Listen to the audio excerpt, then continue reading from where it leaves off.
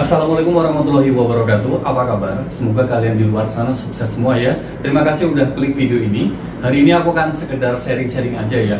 Ternyata di Arab Saudi, kita bicara di Arab Saudi aja ya. Sistem kayak bahasa-bahasanya TKI dijual antar majikan itu nggak cuma TKW aja loh. Tenaga kerja laki-laki pun juga sama gitu. Dan salah satu bisa dibilang korbannya sih, cuman belum korban.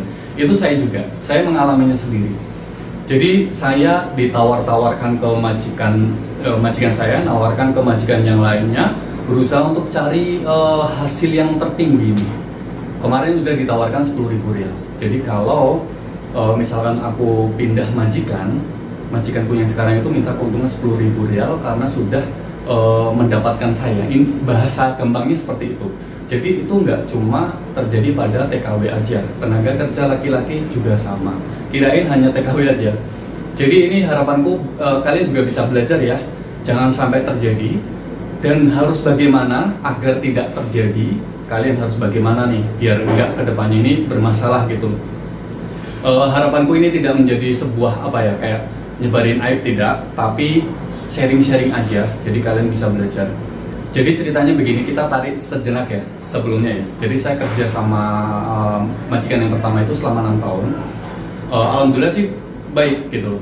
Cuman karena pelanggannya kurang banyak, akhirnya di situ keputusan dan emang saya menyarankan untuk dijual saja usahanya, dijual. Akhirnya dapat pembeli yang membeli toko bunga ya di tempatku dulu. Cuman masalahnya yang beli ini harus sama karyawannya gitu. Dari awal saya sangat tidak ingin tinggal di situ lagi. Dengan pindah ke majikan yang akan membeli tokoku yang pertama itu tadi, yang dengan majikan yang pertama, dari awal sudah berkali-kali saya bilang saya nggak mau. Karena apa?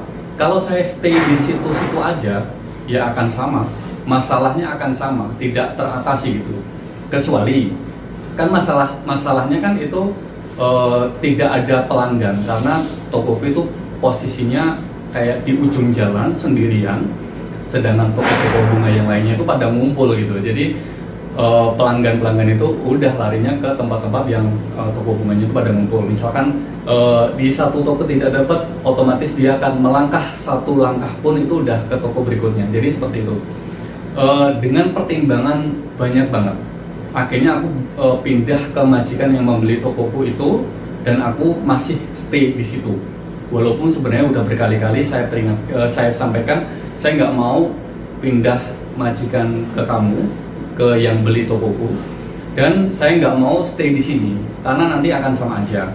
Masalahnya pelanggan tidak datang gitu. Cuman bosku kemudian kebetulan punya teman, dan temennya juga aku kenal karena tetangga lah, temannya itu orang Arab. Dan orang Arab juga punya karyawan Indonesia, maaf aku sebutin. Jadi mereka ditelepon, tolong sini yakinkan si Ferry gitu. Intinya kayak gitu, bahwa aku baik gitu loh, calon bosku yang baru tadi gitu, bahwa aku baik, semuanya akan baik-baik saja. Akhirnya temennya datang meyakinkan gitu. Terus karena masih kurang yakin, akhirnya temennya tadi, dia kebetulan juga bos juga, nelpon karyawannya, dan kebetulan orang Indonesia. Datanglah, iya ini baik. Jadi berusaha untuk meyakinkan semua orang, kayak meminta-minta bahwa aku harus stay di situ aja, cuman pindah sistem majikan gitu. Dan banyak banget kata-kata aku tanggung jawab. Bagaimana kalau nggak ada pelanggan? Bagaimana kalau gajinya terlambat? Bagaimana? Jadi udah aku tanyakan semua. Dan banyak kata-kata aku tanggung jawab. Intinya gitu. Oh ya udah, berarti ada yang tanggung jawab. Ternyata setelah berjalan, faktanya mereka tidak bisa mendapatkan pelanggan dari luar, karena sebelumnya aku udah saya ingatkan itu harus bisa dapetin pelanggan dari luar kalau pengen beli toko ini. Karena kalau kamu nggak bisa dapetin pelanggan dari luar, misalkan promosi online atau ke teman-teman atau ke tempat lainnya, diundang ke toko biar beli gitu, itu sama aja rugi, karena masalahnya cuma itu. Akhirnya setelah berjalan beberapa bulan, faktanya mereka tidak bisa mendapatkan pelanggan, dan disitulah masalah mulai muncul, tidak digaji, mulai komplain, mulai macam-macam gitu. Nah, terus berjalan 9 bulan, aku sarankan untuk dijual aja, karena aku juga nggak bisa kalau gaji terlambat sebulan, 2 bulan, 3 bulan, kalau kayak gitu terus kan susah gitu. Akhirnya saya sarankan untuk dijual dari awal sebelum aku pindah sistem ke majikan yang baru udah aku ingatkan, nanti kalau nggak bisa mendapatkan pelanggan dari luar atau ngasih aku pelanggan dari luar, aku pindah majikan lain loh, aku bilang gitu. Oh iya, nggak apa-apa gitu. Sayangnya waktu itu emang aku pengen tak videoin semua karena emang aku pengennya ada bukti gitu, cuman dari majikan yang pertama itu oh jangan gitu karena kan perempuan. Jadi akhirnya ya udah aku percaya aja. Setelah toko itu selama 9 bulan berjalan sama sekali tidak menghasilkan rugi, akhirnya saya sarankan untuk dijual lagi gitu, agar aku bisa pulang ke Indonesia atau pindah ke majikan yang lain gitu. Tapi setelah terjual, dan itu pun aku juga yang bantuin untuk mendapatkan pembeli kedua toko itu, tapi alhamdulillahnya tokonya tidak toko bunga, jadi diganti potong rambut. Kemudian disitulah masalah mulai muncul ya. Jadi saya diniatkan untuk dijual ke temennya lagi gitu, seharga 10.000 ribu. Jadi apa ya, saya dipindahkan sistem majikan ke temennya. Nanti majikanku yang baru itu, majikan yang kedua, dia akan dapat keuntungan 10.000 karena telah ibaratnya menyerahkan saya gitu. Saya bilang enggak, saya harus lihat dulu orangnya karena saya tidak ingin mengulangi hal yang sudah terjadi. Bilang iya bisa ini bisa itu, ternyata setelah kepegang nggak bisa gitu. Akhirnya saya cek dulu selama 1 minggu. Ternyata setelah kerja 1 minggu itu saya tidak digaji. Tidak digajinya mungkin karena sibuk, lupa, sering menunda-nunda, intinya kayak gitu. Setiap kali saya ingatkan, iya nanti besok insya Allah nanti kirimin nomor rekening, intinya kayak gitu aja. Sampai aku cuti, terus saya tunggu 4 bulan, sama sekali nggak ada. Dan akhirnya saya kembali lagi ke sini. Majikanku yang kedua tadi menagih gitu, kamu sekarang udah sampai sini, berarti kamu pindah ke temanku, intinya kayak gitu aja.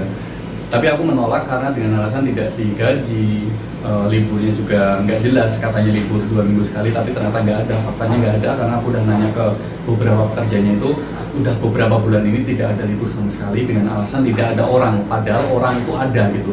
Jadi kalau libur ya libur gitu, jangan terus alasan nggak ada orang. Kalau udah perjanjian libur, ya udah ada atau tidak ada orang ya tetap libur, harusnya kan kayak gitu. Tapi di sini tuh enggak. Jadi sampai sekarang aku belum kerja hanya gara-gara tarik ulur, tawar menawar, ditawar-tawarkan, cari harga yang tertinggi gitu. Jadi untuk sementara aku membatalkan penawaran dari temannya yang akan menerima saya pindah majikan dengan majikan yang calon majikan akan memberikan 10.000 ke majikanku saat ini. Tapi aku menolak dan aku berniat untuk mencari majikan sendiri gitu. Cuman di sini juga dipersulit. Sampai sekarang aku udah sekitar 20 harian aku nggak kerja karena majikan yang tadi gitu. Jadi buat teman-teman semuanya intinya gini, jangan sampai terjadi. Gimana caranya? Usahakan perjanjian di awal itu lisan saja, nggak cukup dengan saksi-saksi orang terdekat kita, nggak cukup. Jadi harus dibuat direkam, intinya kayak gitu. Karena apa? Kita nggak bisa mengandalkan atau berharap dari mungkin saksi-saksi yang ada saat kita perjanjian, tidak. Jadi usahakan harus direkam. Kalaupun tidak berani untuk merekam secara langsung, kalian bisa direkam, tapi apanya itunya menghadap kemana gitu. Intinya suaranya aja sih, dapat suaranya aja gitu. Jadi suatu saat kalau majikan-majikan di sini itu tidak sesuai dengan apa yang sudah dibuat perjanjiannya, kita bisa menyerahkan bukti rekaman itu tadi. Karena untuk di sini para majikan tidak sesuai dengan perjanjian itu hal yang biasa, oke? Tapi aku tidak bilang semuanya sih. Ketika perjanjian ini ternyata setelah kepegang itu udah buyar semuanya. Bahkan kita yang disalahin, dicari-cari kesalahan, dan para majikan nggak mau disalahin. Intinya kayak gitu aja sih. Harus direkam. Oke, dan ini kalian juga bisa belajar dari pengalamanku. Sebaik-baiknya kita, saya ya, berusaha untuk jadi karyawan yang terbaik lah. Kayak ibaratnya pikiranku tuh hanya ada di toko, mengabdi dengan sungguh-sungguh. Intinya akhirnya itu sia-sia. Jadi disalahkan, kalau apa-apa tetap disalahkan dan nggak dilihat kebaikan kita yang sudah membantu, mengabdi dan yang lainnya gitu.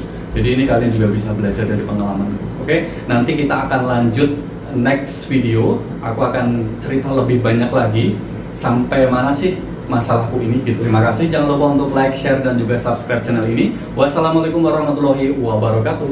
Bye.